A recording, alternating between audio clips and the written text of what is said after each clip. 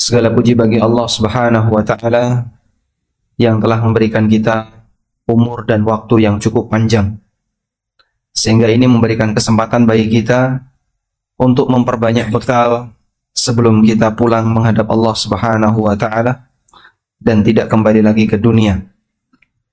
Puncaknya adalah ketika seorang hamba diberi oleh Allah usia hingga mendekati puncak dari usia umat Muhammad sallallahu alaihi wasallam, yang dikatakan oleh Nabi sallallahu alaihi wasallam, a'maru ummati ma baina sittin ila sab'in wa aqallu man yujawizu dzalika.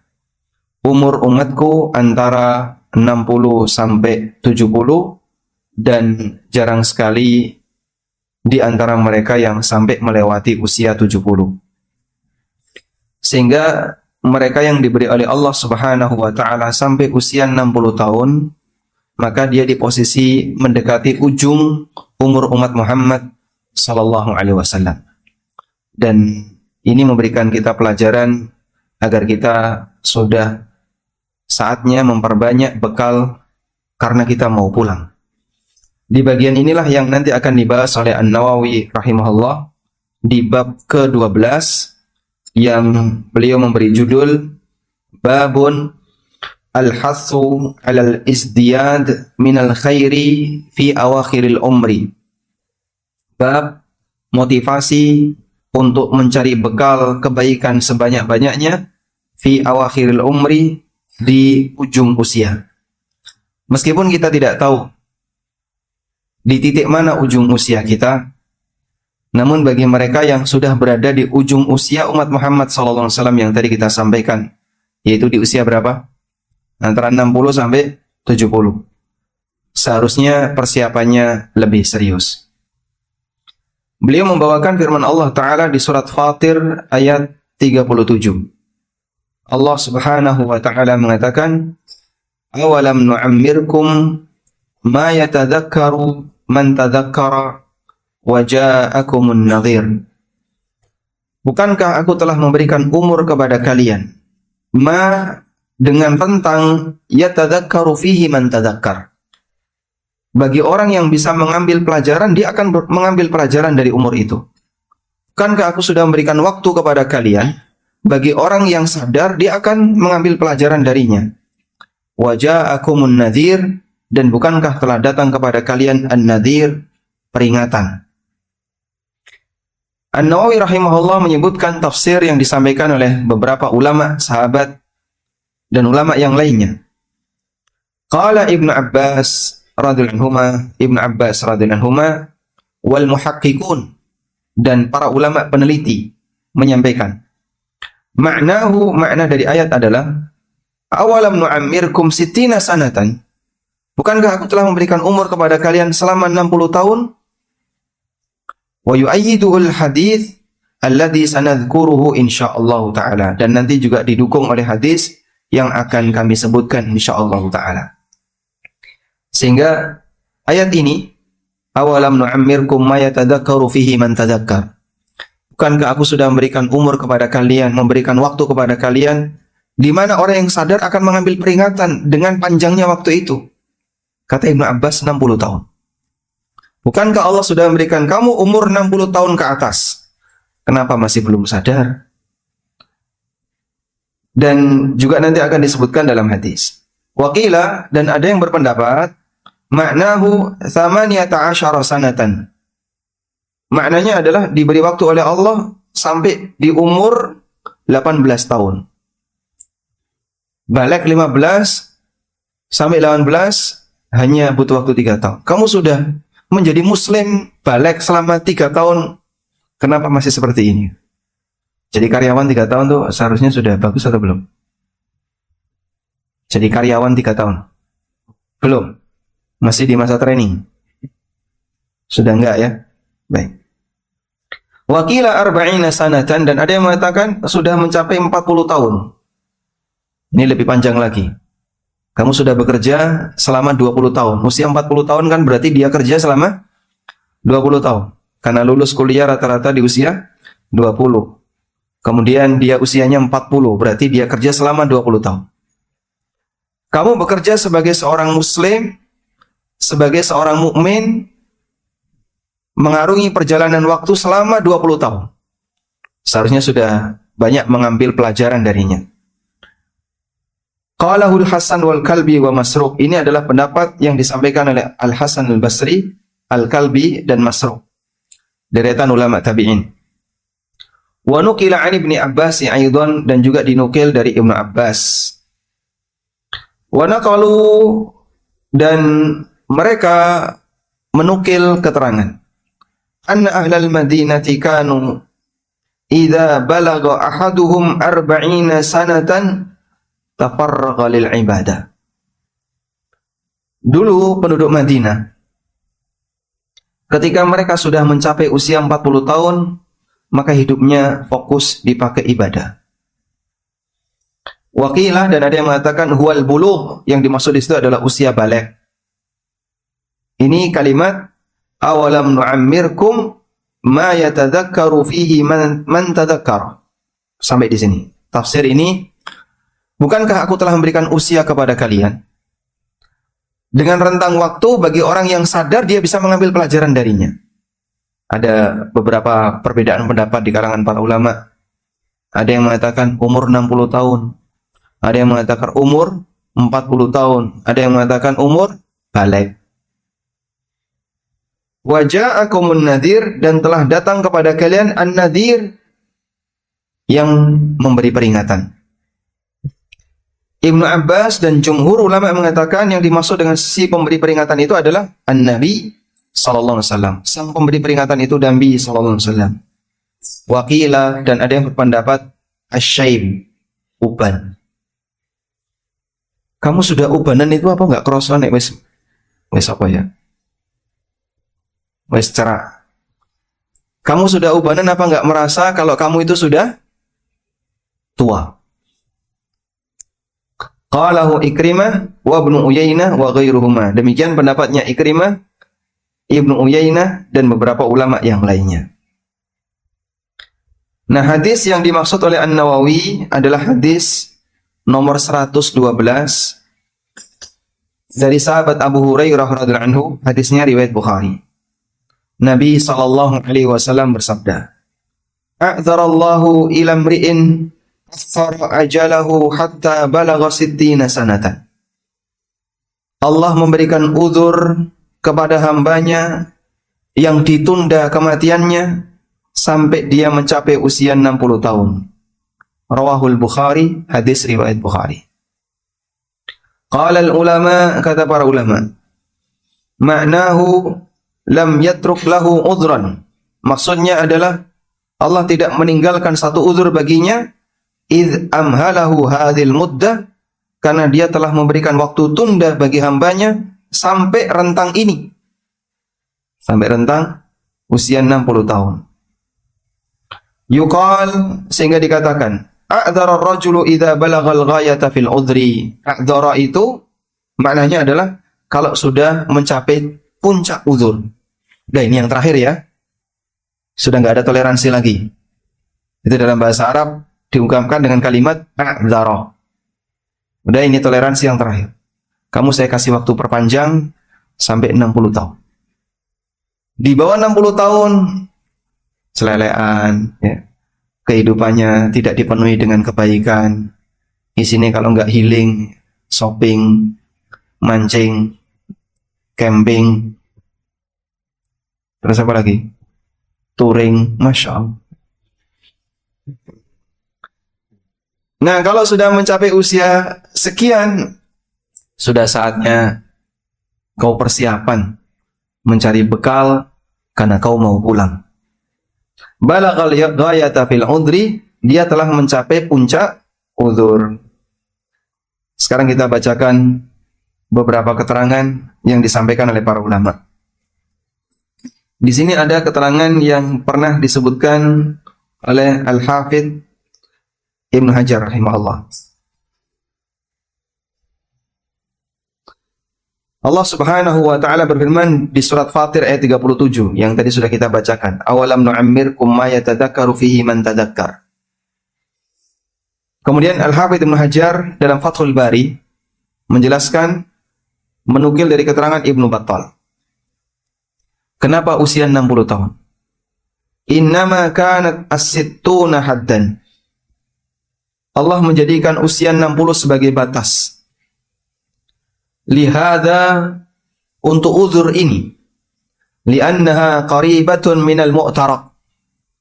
Karena usia ini sudah mendekati masa berakhir. Al-mu'taraq itu artinya masa perjuangan. Sudah mendekati masa berakhirnya kehidupan hamba. Wa hiya sinnul inabah. Dan itu merupakan usia di mana orang sudah selayaknya banyak bertaubat. Lebih banyak khusyuk, wa taraqqubul maniyah, dan sudah siap untuk dijemput ajal. Taraqqub al-maniyah. Taraqqub itu artinya apa? Selalu merasa diawasi. Punya perasaan muraqabah. Al-maniyah artinya kematian.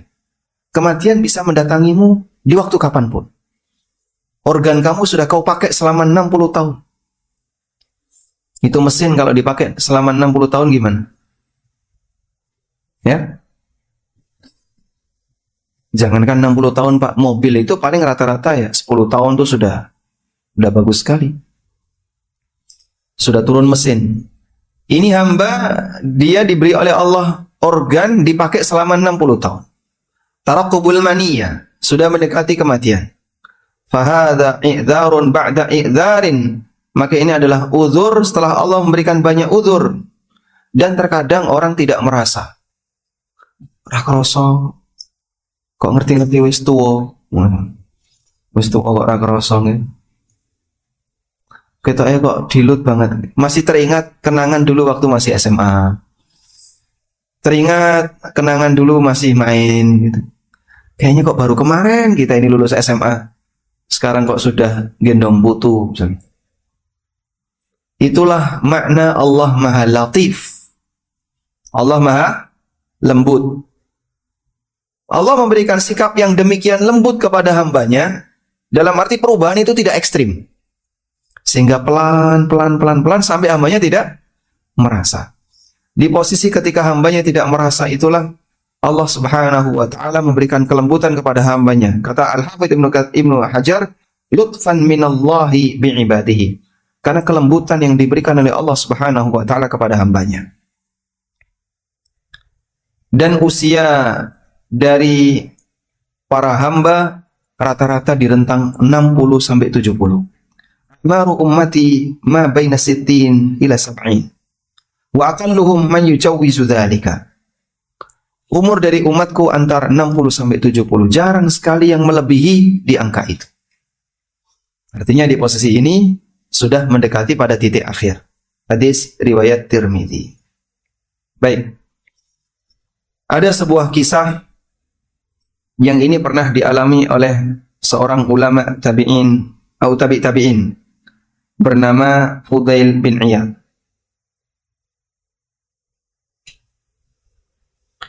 Fudail bin Iyad rahimahullah ta'ala pernah ketemu orang, kemudian ditanya, ini ceritanya ya, saya bacakan di sini. Qala Fudail bin Iyad li rajul. Fudail bin Iyad pernah mengatakan kepada seseorang, kam atat alaika? Berapa usiamu? Qala, orang itu menjawab, situna sanatan, 60 tahun. Qala, kemudian Fudail mengatakan, fa anta mundu sittina sanatan tasiru ila rabbika tushiku an tablugha. Bapak selama 60 tahun melakukan perjalanan menuju Allah, hampir saja mau sampai. Karena hidup ini hakikatnya apa? Melakukan perjalanan menuju siapa? Allah. Ya ayyuhal insanu innaka kadihun ila rabbika kadhan famulaqi. Wahai manusia, sesungguhnya engkau melakukan perjalanan yang sangat melelahkan menuju Rabbmu. Famulaqi, sampai kau ketemu dengannya. Selama 60 tahun kau melakukan perjalanan menuju Allah, hampir saja mau sampai. Faqala ar-rajul, maka orang ini mengatakan, "Ya Aba Ali," kunyahnya Fudail bin Iyad. "Wahai Abu Ali," nama lain dari Fudail bin Iyad. "Inna lillahi wa inna ilaihi raji'un." Kemudian Fudail bertanya, "Ta'lamu ma taqul?" Kamu paham apa yang kamu ucapkan itu? Aku tadi mengucapkan inna lillahi wa inna ilaihi raji'un. Iya. Ta'lam ma tafsiru? Tahu enggak tafsirnya? Qala ar-rajul, kemudian orang itu mengatakan, "Fasir lana ya Aba Ali." Tolong bantu tafsirkan untuk aku, wahai Abu Ali, wahai Fudail. Kemudian Fudail menjelaskan, "Qauluka inna lillah," ketika kau mengucapkan inna lillah. Inna lillah artinya sesungguhnya kami milik Allah. Ana lillahi abdun, berarti aku adalah hamba Allah. Wa ana ilallahi raji, dan aku akan kembali kepada Allah. Faman alima annahu abdullah, maka siapa yang sadar kalau dia adalah hamba Allah dan dia akan kembali kepada Allah, falya'lam annahu mauqufun, maka hendaknya dia menyadari kalau nanti dia akan berdiri di hadapan Allah. Wa man alima annahu mauqufun, dan kalau dia sadar nanti dia akan berada di hadapan Allah, sadarilah kalau dia akan ditanya oleh Allah. Dan kalau dia akan ditanya oleh Allah, persiapkan lis-su'ali jawaban. Persiapkan jawaban untuk pertanyaan itu. Makin gemeteran orang ini. Faqala ar-rajul, maka orang tadi bertanya, "Famal hilah?" Lalu apa solusinya? Qala yasir, kata Fudail, mudah. Mahia, apa itu? Anda bisa catat kalimat ini. Sebuah nasihat emas yang disampaikan oleh Fudail bagi mereka yang mau sukses di akhir hayat. Tuhsin fima baqiya, yughfar laka ma madha wa ma baqiya. Berbuat baiklah di sisa usiamu. Niscaya kau akan diampuni apa yang telah lalu dan sisa usiamu. Berbuat baiklah di sisa usiamu, maka kau akan diampuni untuk dosamu di masa silam dan dosamu di masa mendatang. Fa innaka in asa'ta fima baqiya. Karena kalau kau masih berbuat buruk di sisa usiamu, ukhitta bima madha wa bima baqiya. Kau akan dihukum untuk dosamu di masa silam dan di masa mendatang. Nek wis umur kaya ngene kok sik durung ana perubahan.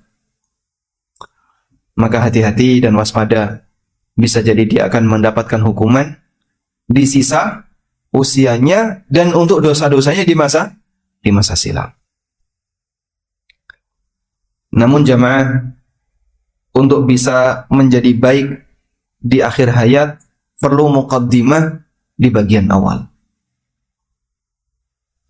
Sehingga ketika kita mengharapkan, saya ingin mendapatkan husnul khatimah, saya ingin jadi orang baik di akhir hayat, maka persiapannya adalah apa yang kamu lakukan di awal hayat. Karena tidak mungkin ada perubahan secara spontan tadi, Pak. Kecuali mereka yang dirahmati oleh Allah. Misalnya dia hijrah dalam sekejap.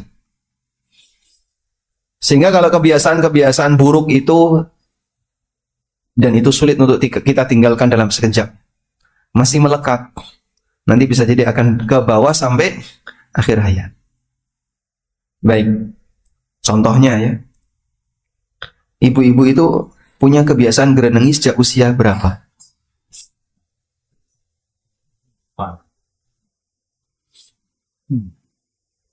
Sejak usia berapa ibu-ibu punya kebiasaan gerenengi, menggibah?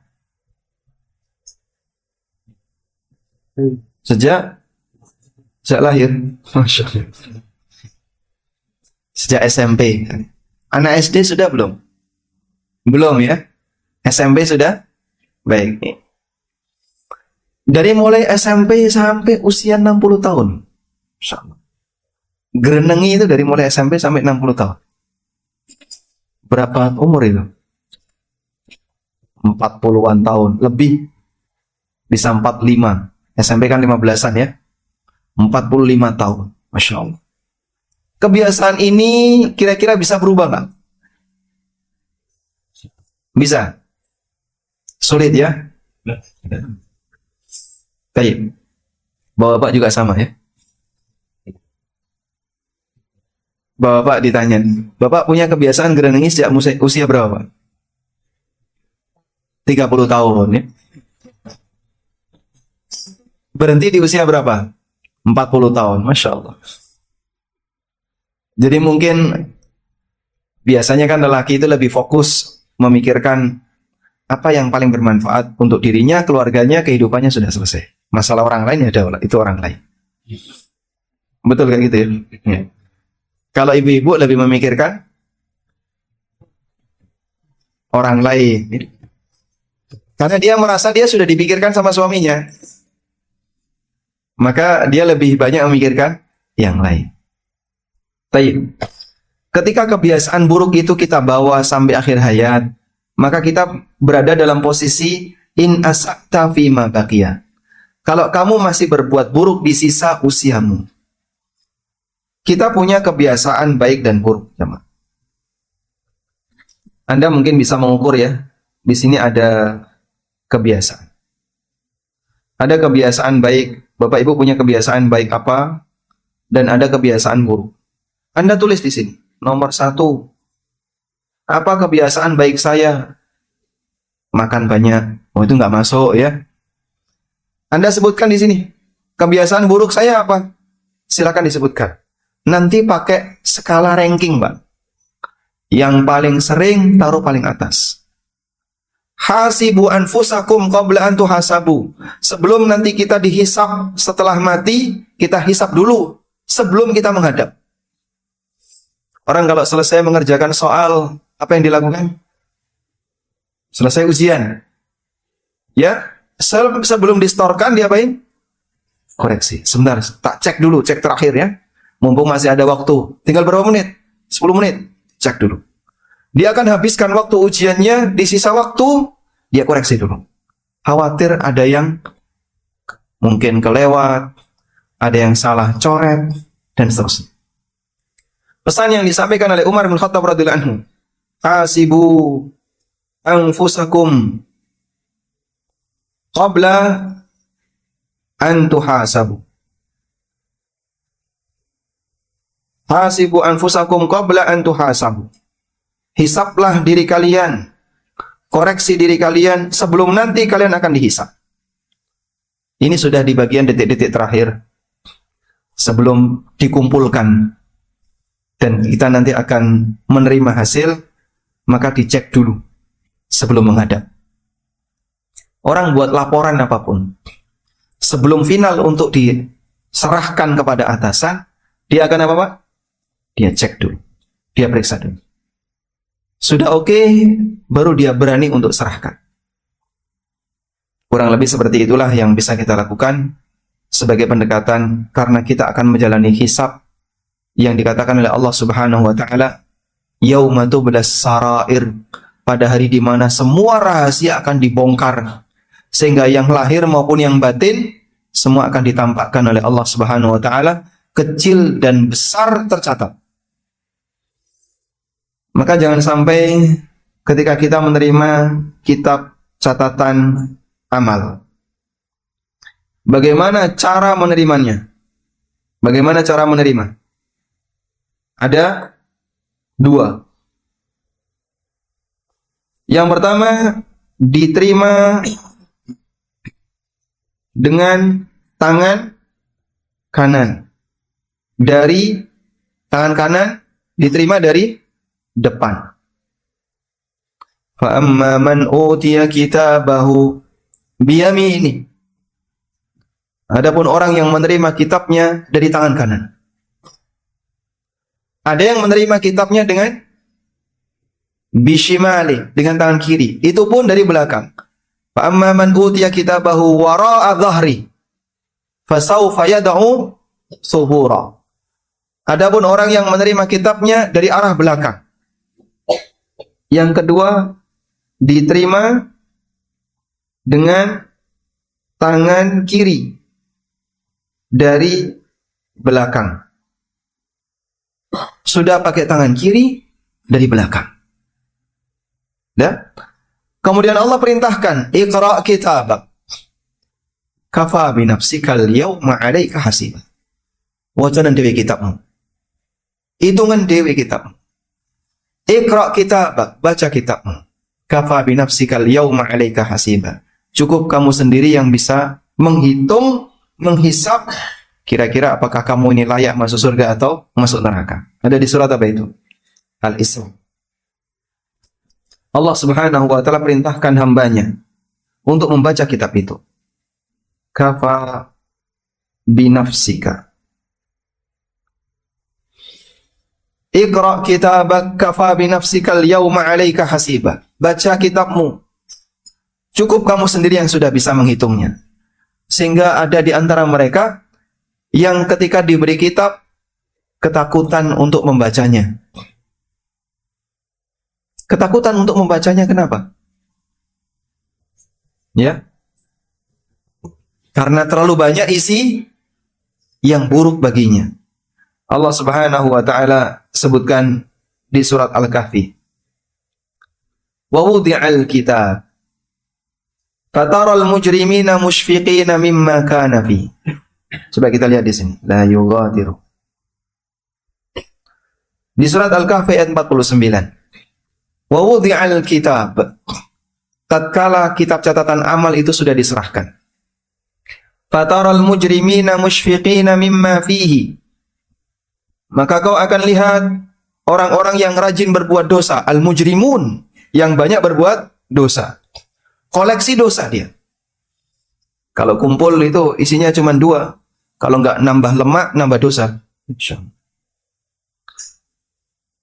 Maka orang-orang yang rajin berbuat dosa itu ketakutan mimma fihi, melihat isinya. Wa yaqulun, lalu dia mengatakan, ya wailatana ma li hadzal kitabi la yughadiru saghiratan wala kabiratan illa ahsaha. Celakalah kami, ini kitab apa? Besar kecil enggak ada yang ditinggalkan, illa ahsaha, semuanya tertulis di situ. Sampai sing cilik-cilik disebutkan di situ. Wa wajadu ma'amilu hadira. Dia jumpai apa yang dulu dia kerjakan hadir di hadapannya. Wala yadlimu rabbuka ahada, dan Rabbmu tidak mendolimi siapapun. Enggak ada yang misalnya tidak dilakukan kok tertulis di situ. Malaikatnya nambah-nambahi, nyisipi perbuatan yang enggak pernah dilakukan, enggak ada. Atau mungkin bisa jadi ada orang yang melakukan perbuatan tidak sengaja, kemudian tertulis di situ. Ini kan aku nggak sengaja. Kenapa ada di sini nggak sengaja? Ada sebuah hadis ya. Riwayat Ahmad. Besok di hari kiamat ada seorang hamba yang datang menghadap Allah dengan membawa 99 catatan amal. Kata Nabi SAW, kullu sijlin maddal basar. Satu catatan luasnya sejauh mata memandang. Isinya maksiat. 99 lembar tadi isinya maksiat. Satu lembar sejauh mata memandang. Maka orang ini batin, halaktu. Aku pasti akan binasa. Aku pasti akan binasa. Kemudian Allah Subhanahu wa taala bertanya kepadanya, hal laka min udhrin? Apakah kamu masih punya uzur? Hal zalamaka kitabayal hafidhun? Apakah pencatat amal, malaikat pencatat amal telah mendolimimu? Mungkin di antara catatanmu itu ada yang perbuatan kau nggak sengaja tapi ditulis. Ada yang kau tidak pernah lakukan tapi ditulis. Malaikat pencatat amal telah mendolimimu di sini. Maka orang yang menjawab, la ya Rabbi, nggak ada ya Allah. Sehingga manusia mengakui kebenaran semua yang ada di situ. Dan demikianlah jamaah, sesuatu itu semakin kita tinggalkan semakin teringat. Semakin ditinggal semakin apa? Teringat. Wallahu a'lam. Demikian realitanya, Pak. Contoh sederhana ya. Ketika kita di rumah, ada beberapa hal yang kita itu nggak ngeh. Yang beberapa hal itu kita nggak perhatian, nggak ngeh. Begitu kita sudah pergi, sudah safar, baru teringat, oh iya aku lali iki. Aku lali. Begitu berangkat, teringat. Pernah kayak gitu, Pak? Ya? Pada saat kita tinggal selamanya. Sehingga misalnya begini, tolong nanti malam ya, Bapak sediakan selembar kertas, sebuah pulpen, tulis dosa yang saya kerjakan hari ini. Mungkin apa, Pak? Wes lali kabeh, Pak. Padahal baru sehari tadi loh, Pak. Tulis laporan dosa yang kamu kerjakan hari ini. Yakin, Pak, nggak bisa nyebutkan sampai 5. Ya sudahlah, mungkin nggak bisa nyebutkan sampai 10. Dan mungkin ada puluhan dosa yang seharusnya bisa kita tulis. Kita banyak lupa. Begitu kita tinggal selamanya, ingat semuanya. Besok di hari kiamat ingat semuanya. Tapi apa kata Allah? Coba kita lihat di sini. Apa manfaatnya ingat semuanya besok di hari kiamat?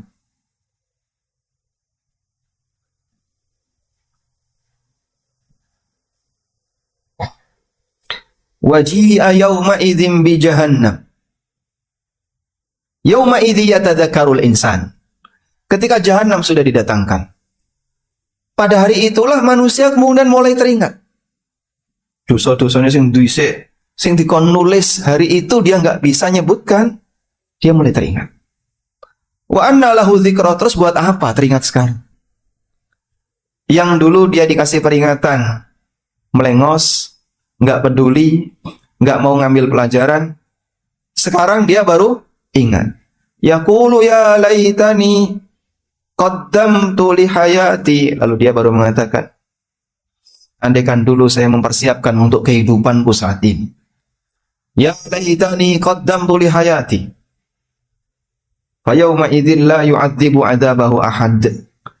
Pada hari itu tidak ada yang memberikan hukuman sehebat hukuman yang diberikan oleh Allah. Wala yusiku wathaqahu ahad. Pada hari di mana tidak ada yang bisa memberikan tali kekang sehebat tali kekangnya Allah. Namun ada an-nafsul mutmainnah yang diselamatkan oleh Allah Subhanahu wa taala. Disinilah kita diingatkan di posisi ujung. Kalau sudah mau meninggalkan selamanya, sudah saatnya kita fokus pada bekal. Sehingga jamaah, bagian yang barangkali sudah tidak perlu kita kasih perhatian.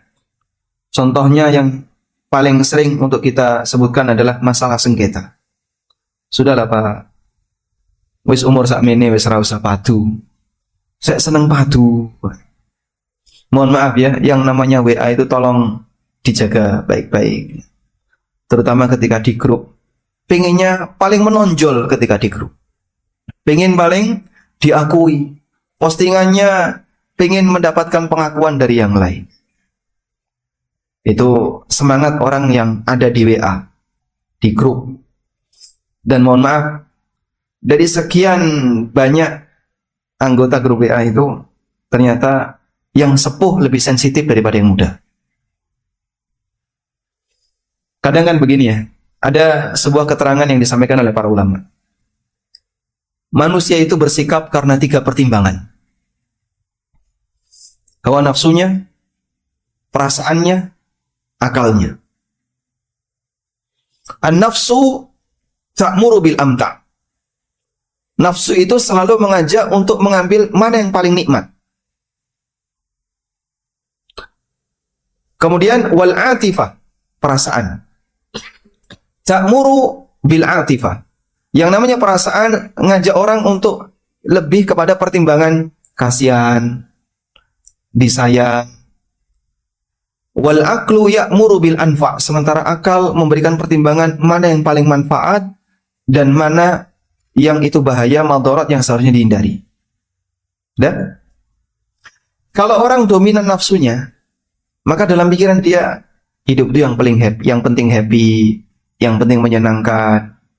Isinya mau jalan-jalan. Sehingga kemana-mana yang dia pikirkan, yang penting enak. Itu orang yang selalu berpikir dengan hawa nafsunya. Kalau seperti ini dibiarkan, maka mungkin dia akan selalu mengambil yang haram tanpa sadar. Kadang wis tuwa tapi sak seneng dunya sing haram. Ada kayak gitu, Pak? Ada? Ngumpul nonggo apa? Dia itu mengumpulkan harta dalam jumlah banyak. Di usia misalnya 80 tahun. Ya kan mumpung jadi pejabat. Sehingga di usia 80 tahun masih senang dengan proyek-proyek yang di situ ada banyak pelanggaran misalnya. Mumpung dia berada di atas misalnya. Ngumpul no duit enggak apa? Duitnya banyak itu buat apa? Di usia 80 tahun, 70 tahun. Baik.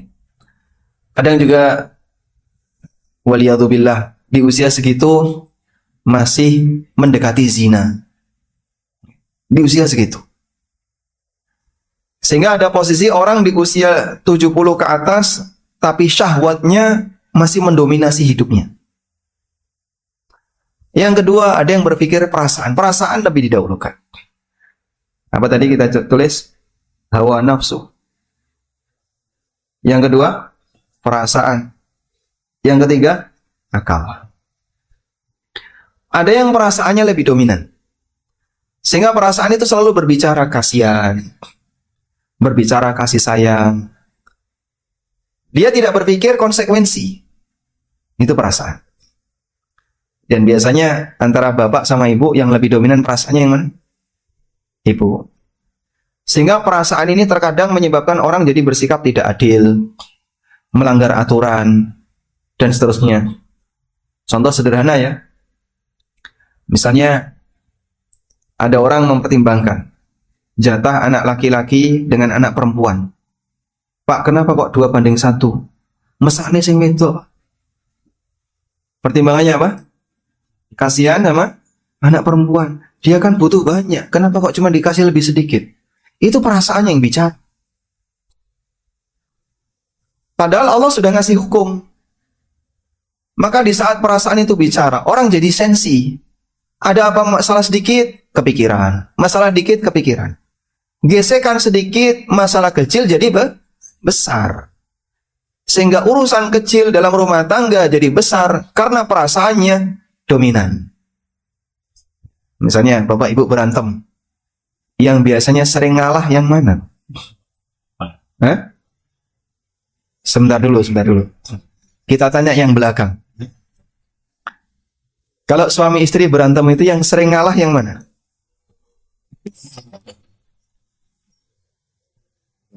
Itu bukan ngalah, itu kalah itu. Ibu apa? Nangis kok diem.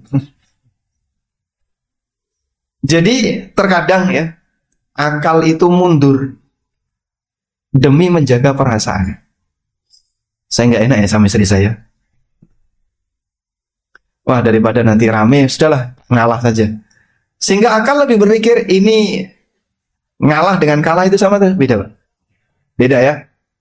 Saya tak ngalah saja daripada rame. Ini masalah kecil. Ya wis, kau aku tak melu awakmu. Ngalah dia.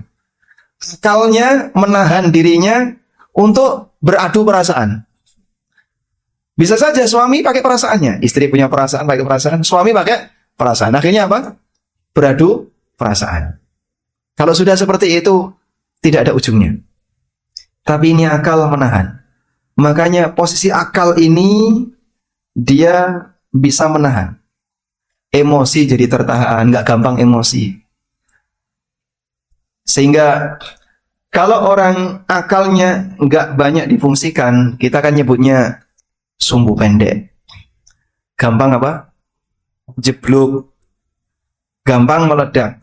Karena dia lebih dominan perasaan. Di sini emosi dominan. Wallahu alam. Anda bisa ngukur ya.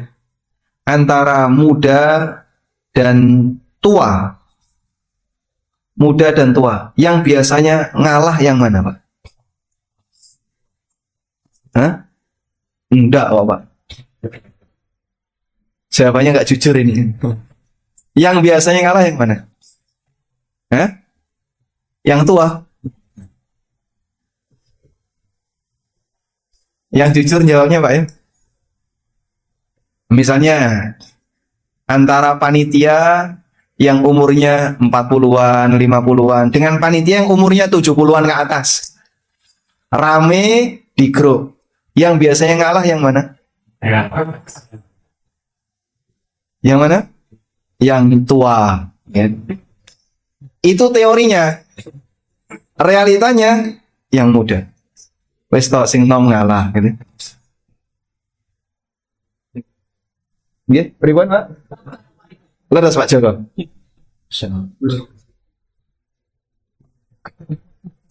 Tapi kadang ini nggak mau, pokoknya aku kudu ning ngarep. Pokoknya harus keputusan saya yang dipakai. Wah, daripada rame sing nom ngalah.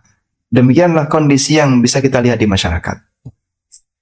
Makanya mohon maaf ya, yang sudah berusia 60 ke atas barangkali sudah berpikir, wis ora wayahe meneh aku ning kono. Tak lepas saja sudahlah. Daripada rame gesekan terus. Kalau gesekan menimbulkan apa? Dosa. Leren jadi takmir. Baik. Yang usia 60 ke atas masih dari takmir siapa? Semuanya. Subhanallah. Berarti ini generasi yang hilang bawahnya ya. Gak nyambung, Pak. Dari 60 ke atas, generasi lanjutannya masih TPA. Tengahnya kosong. Ya memang banyak masjid yang nasibnya seperti itu. Sehingga mungkin di Asalam kondisinya kayak gitu. Di Kerajaan juga kurang lebih mirip ya. Di Marhamah kurang lebih juga mirip, Masya Allah. Ini begitu yang usia 60 ke atas kena COVID yang kedua misalnya. Dontek kabeh. Tinggal yang TPA ya, yang jadi ketua takmir nanti. Baik. Intinya cobalah mulai mempertimbangkan tadi. Jadi posisi akal nanti akan berbicara. Pak, wis wayahe leren, wis ra usah ning ngarep. Sudah saatnya Bapak fokus nyari bekal untuk pulang, bukan nyari kemenangan ketika hidup di dunia. Karena sebentar lagi mau ditinggal. Kita berharap kepada Allah, semoga Allah melimpahkan hidayah kepada kita di akhir hayat, sehingga kita bisa mendapatkan amal yang terbaik di ujung usia. Allahumma ja'al khaira a'malina fi khawatimiha. Ya Allah, jadikanlah amal terbaik kami, amal yang kami kerjakan di ujung usia kami. Wallahu a'lam wa sallallahu ala nabiyyina Muhammadin wa ala alihi wa sahbihi wasallam. Baik, selanjutnya gantian ya, yang umur 60-an yang bicara. Barangkali ada yang mau disampaikan Bapak atau Ibu-ibu. Nah, silakan Bapak. Waalaikumsalam warahmatullahi wabarakatuh.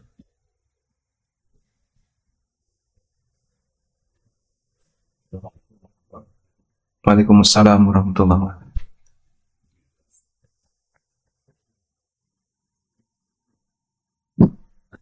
Terkait dengan umur, kalau nggak salah di Al-Quran surat Al-Ahqaf ayat 15 Allah menyebutkan umur 40 tahun. Apakah itu ada kaitannya dengan hal ini, Ustaz? Mohon pencerahannya. Assalamualaikum warahmatullahi wabarakatuh. Waalaikumsalam warahmatullahi wabarakatuh. Tentang umur 40 tahun yang Allah sebutkan di surat Al-Ahqaf ayat 15. Wa wassaynal insana biwalidayhi ihsana. Kami berwasiat kepada umat manusia untuk berbuat baik kepada kedua orang tuanya. Hamalathu ummuhu kurhan wa wada'athu kurha. Ibunya mengandung dia dalam kondisi sangat berat dan melahirkan dia dalam kondisi sangat berat. Wa hamluhu wa fisaluhu 30 syahra. Masa hamil dan menyapih totalnya 30 bulan. Sehingga hamil minimal itu 6 bulan. Hatta idza balagha ashuddahu wa balagha 40 sanah. Sampai ketika manusia ini mencapai puncak kedewasaan. Mencapai umur 40. Jadi umur 40 itu puncak kedewasaan. Maka jadi syarat untuk mencalonkan diri jadi presiden umur 4. Nggih, leres. Dulu kan ada undang-undang itu, betul kan? Iya. Karena itu memang kondisi di mana manusia mencapai puncak ideal dalam karyanya. paling matang ketika berpikir, paling bijaksana, paling bisa memimpin keluarga. Kalau sudah 40 ke atas. Kalau di usia 20, 30 masih labil. Masih labil, gampang berubah, gampang dipengaruhi orang. Tapi kalau sudah 40 dia punya prinsip. Karena dia belajar dari usia ketika dia balik sampai 40 tahun, berarti dia belajar kurang lebih 25 tahun.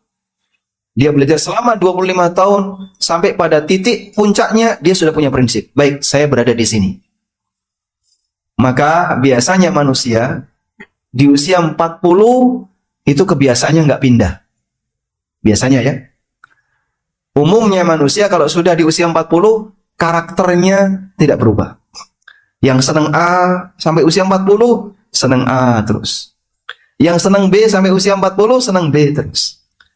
Sehingga kalau dia di usia mudanya terlatih untuk ibadah kepada Allah, terlatih dengan pendidikan-pendidikan yang baik, kalau dia bertahan terus sampai usia 40, nanti bertahan di situ. Itu kehebatan usia 40. Maka disebut sebagai usia balagha asyudda, puncak kedewasaan. Sudah? Nah, yang 60 itu udzur mendekati kematian. 40 sampai 60 serakahnya manusia nyari dunia. Sehingga yang jadi pemimpin dia nyari sebanyak-banyaknya yang kira-kira apa yang bisa dia ambil. Yang jadi pengusaha juga dia ambil sebanyak-banyaknya keuntungan yang bisa dia ambil. Serakahnya orang nyari dunia 40 sampai 50 sampai 60. Kadang ya anak kecil itu kan nggak ngerti duitnya. Anak kecil kan nggak ngerti duit. Dikasih 100.000 sama permen milih mana? Permen. Karena dia tahu saya nggak doyan yang itu. Dia nggak doyan yang 100.000. Dia milih makanan. Maka anak kecil itu berpikir apa yang dia butuhkan, bukan apa yang dia simpan. Baik. Mahasiswa di masa dia kuliah, sebelum dia terkontaminasi dengan kehidupan orang dewasa, idealismenya masih dominan. Sehingga terkadang dia tidak berpikir ngumpulin duit sebanyak-banyaknya, tapi dia lebih berpikir memperjuangkan masyarakat, ya. Nanti memberi manfaat bagi umat. Itu di usia berapa? Usia 25-an tahun. Idealisme masih dominan. Keterimalah dia jadi PNS. Di sebuah dinas, ya, yang agak becek. Dia masuk membawa idealisme itu. Dia bergabung membawa idealisme itu. Tapi karena saking seringnya gesekan dengan atasan-atasannya, lambat laun ikut ketularan. Ya kan? Sampai akhirnya di usia 40, dia jadi pelaku. Idealismenya hilang. Terus bertahan. Di saat itulah dia ngumpulin sebanyak-banyaknya sampai mendekati pensiun. Setelah pensiun, kadang masih golek ceperan. Demikianlah kondisi hamba. Maka kalau sudah umur 60, saya harap boleh opo awakmu. Sudah saatnya untuk memikirkan bekal mau pulang. Mulai bertobat. Hasil korupsi kamu yang selama ini kau kumpulkan selama kau menjabat, buang semuanya. Nggak berani dia. Terus nanti warisan saya apa? Dia masih mikir apa? Warisan. Di usia segitu, nyalon. Di usia segitu apa? Nyalon. Barpurna apa? Nyalon. Nyalon itu kan isinya mau rame. Rame kanan, rame kiri, nggak sadar wis umur 60. Begitu? Ya, demikianlah dinamika kehidupan. Maka bersyukur bagi kita yang masih diselamatkan oleh Allah. Cari yang aman karena hidup tidak sekali, akan ada kehidupan yang kedua. Mencegah? Baik. Demikian yang bisa kita sampaikan. Semoga Allah Subhanahu wa taala memberikan kita kekuatan untuk istiqamah dan menjadikan apa yang kita pelajari sebagai ilmu yang bermanfaat. Allahumma anfa'na bima 'allamtana wa 'allimna ma yanfa'una warzuqna ilma. Wa sallallahu ala nabiyyina Muhammadin wa ala alihi wa sahbihi wa sallam. Wa akhiru da'wana alhamdulillahi rabbil alamin. Wassalamu alaikum warahmatullahi wabarakatuh.